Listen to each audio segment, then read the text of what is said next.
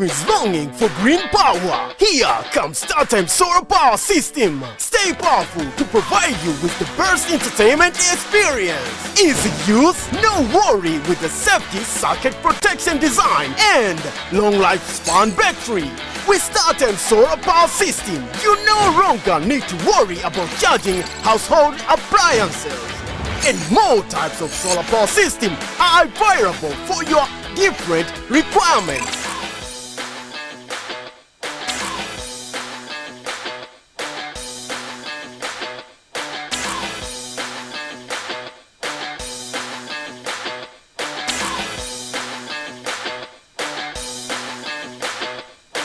StarTime Solar Power System, power your life.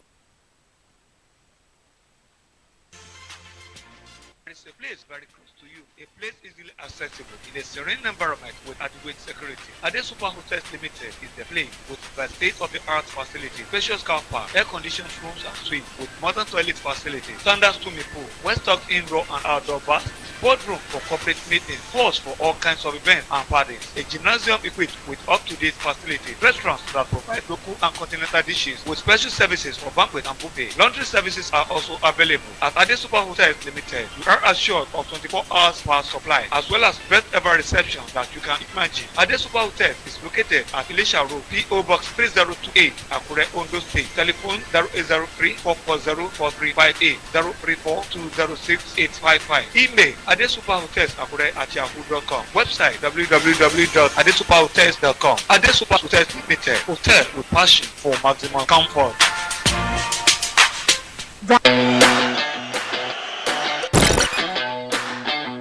Every ride with longing for green power. Here comes StarTime Solar Power System. Stay powerful to provide you with the best entertainment experience. Easy use, no worry with the safety socket protection design and long lifespan battery. With StarTime Solar Power System, you no longer need to worry about charging household appliances. And more types of solar power system are available for your different requirements.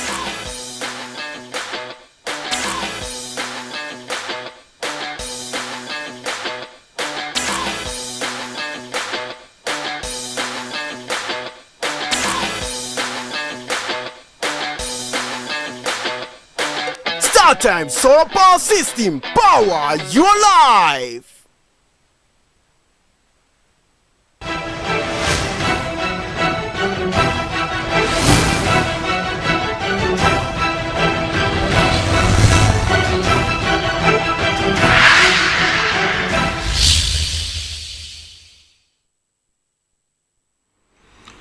On the news tonight, Save the Children trains Ondo children parliamentarians to strengthen youth participation in governance. Ondo sets pace in full implementation of local government autonomy. And Ratau constitutes caretaker committee in Ondo State. Good evening and a warm welcome to Nta Akure News at 7. I am Abdul Karim Ahmed. Now the news. A non-governmental organization called Save the Children International in partnership with the Ondo State government has held a 2-day capacity building workshop for members of the Children's Parliament in Akure, the state capital. The training was designed to deepen the young parliamentarians' understanding of their roles and responsibilities, while also enhancing their ability to engage in meaningful dialogue and influence policies that affect their lives. Our correspondent reports that the initiative is part of broader efforts to promote child participation in governance and ensure that the voices of children are heard in decision-making processes at the state level. The report. Efforts to promote children's participation in governance is receiving a boost in Ondo State as young parliamentarians are empowered with the knowledge and skills needed to actively engage in policy making and represent the interests of their peers. The first objective we have is empower children. The Children's Parliament, which provides a formal platform for children to voice concerns and make recommendations to government, is being revived as part of broader efforts to institutionalize child-inclusive governance in the state. Those that are opportuned to be part of the children parliament, they should bring themselves up, they should volunteer themselves to bring forth good reputation in these states. It's a wonderful project, like it creates opportunity and avenue for all children to know that their voices are important and doesn't matter your condition. As a leader, you have to lead by example. You have to lead in the front so that the rest of your mates can follow you at the back. And as a leader, you have to be eloquent, you have to be transparent, you have to be accountable, you have to be give full account of everything you've done so far in your tenure. Project Supervisor, Save the Children International, Richard Nzomisaki, explained that the children are being educated on the structure, duties and responsibilities of parliamentarians, and also helping them to better understand their roles within the democratic process. The workshop today is to have the children go simulate the basic sitting of the Children's Parliament and to acquit themselves, since it's been long that this has been out in the state, and also have a glimpse of what they will be doing moving forward. Speaking at the event, the Special Advisor to the Governor of Women Affairs, Dr. Shinwo Samae, reaffirmed the government's commitment to creating space for children in governance, describing the initiative as a deliberate strategy to nurture responsible future leaders and ensure that children's voices are reflected in key decisions affecting them. Going through different training sessions where they will be exposed to the rudiments of their duties, their responsibilities as children parliamentarians, and of course they will also be taught how to advocate for the rights of the children in Ondo State. Facilitators at the workshop led sessions on leadership, advocacy and effective representation. Things that they need to possess as leaders and things they need to do as leaders to make the right impact, developing partnership, relationship, and also activating their vision. Those are some of the things I put them through today. The two-day workshop continues with sessions focused on legislative procedures and parliamentary practices relevant to children's parliament in Nigeria.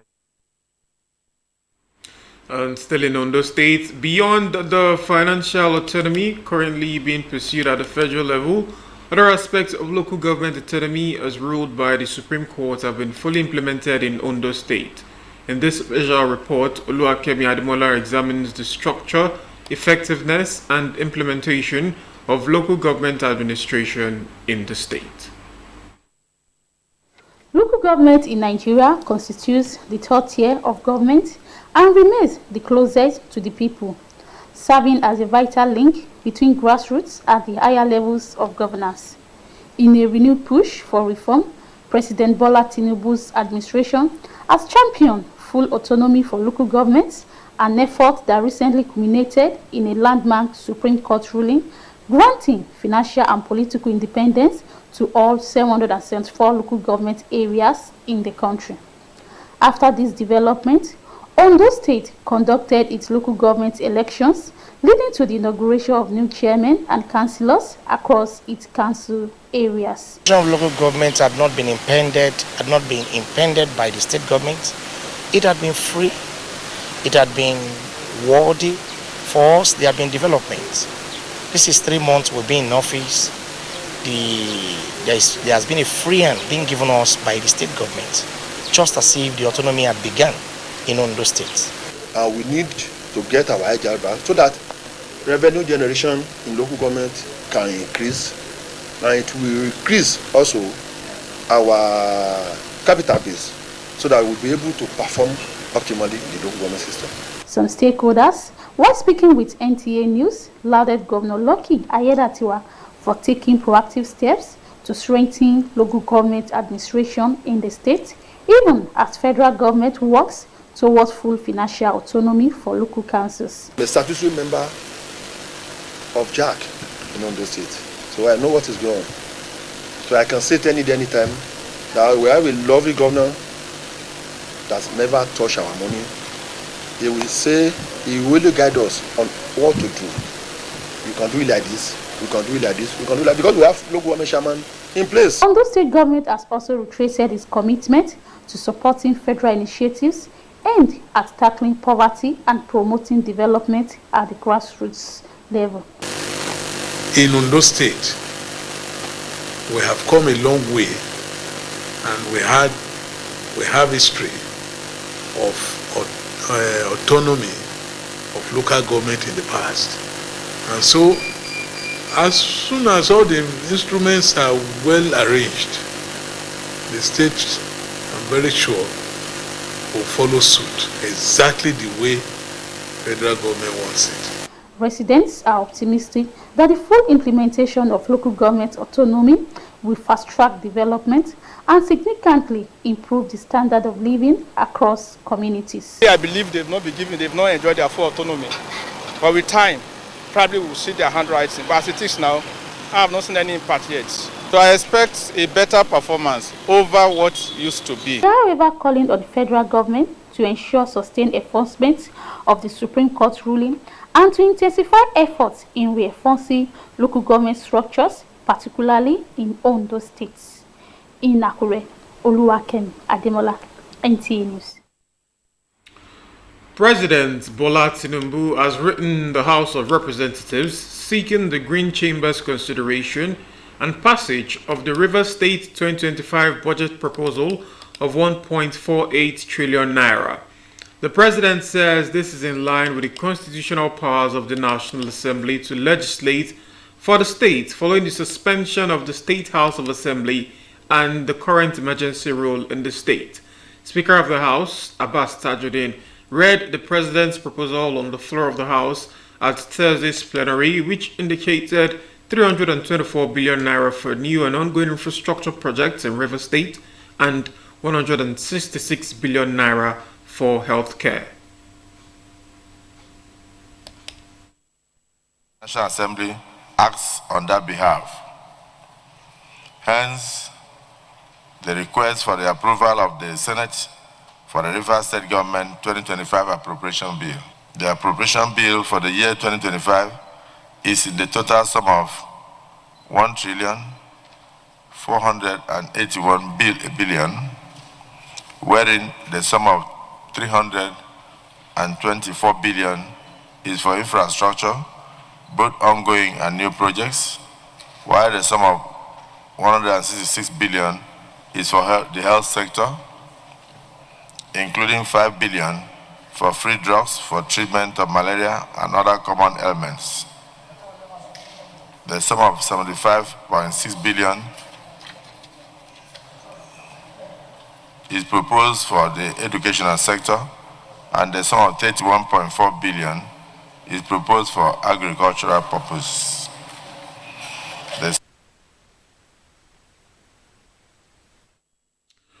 Moving on, Nigeria's Minister of Foreign Affairs, Yusuf Tugar, has urged for a renewed commitment to multilateralism and a thorough examination of challenges hampering global peace and governance during the third EU-AU ministerial meeting in Brussels. Recognizing the EU's continued support for African initiatives, Tugar underscored the importance of African nations sharing their progress and ongoing challenges related to peace, security, and governance. He pointed out urgent issues such as the proliferation of small arms, climate change, violent extremism, irregular migration, and the fragility of democracy, calling for a deeper reflection beyond standard discussions. To this end, Yusuf Tugar cautioned on the global framework that is increasingly becoming more fragile, while citing the disruptive roles of non-state actors, disinformation, and unregulated digital currencies. Despite these challenges, Tugar reaffirmed Nigeria's commitment to multilateralism and strategic partnerships, highlighting the potential of African continental free trade area and regional initiatives. He advocated for UN reform and fairer trade practices while addressing the internal pressures facing African governments in meeting rising public expectations. You're still watching Nta Akure News at 7. We shall be back in a moment. Please stay with us.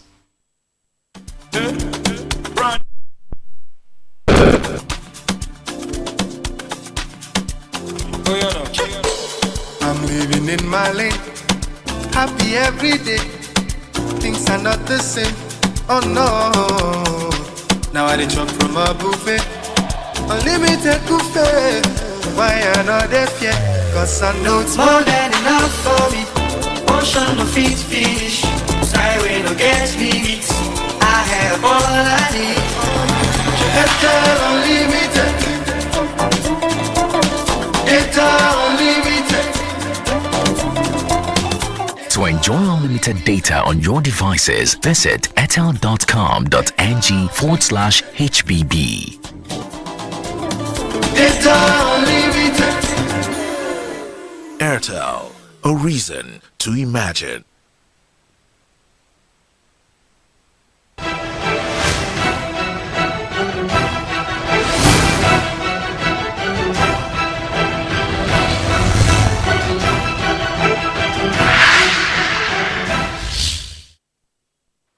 You're welcome back. You can also watch us on our social media handles on Facebook and YouTube at Nta Akure. The Radio, Television, Theatre and Art Workers Union of Nigeria, RATAU, has constituted a 5-man caretaker committee in Ondo State following the dissolution of the State Council Executive.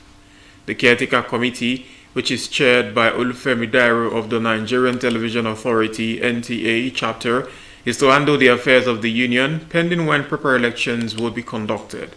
Other members of the caretaker committee are Aderunke Adeboboye, Ministry of Culture and Tourism, Akin Akikungbe, National Commission for Museums and Monuments, Bode Ayejoto of OSRC, and Ramon Gbadamosi of the Federal Radio Corporation of Nigeria, FRCN. The Central Bank of Nigeria has issued a draft framework aimed at modernizing anti-money laundering practices across the country's financial system. For this and more on business news, let's join Jessica Omaka.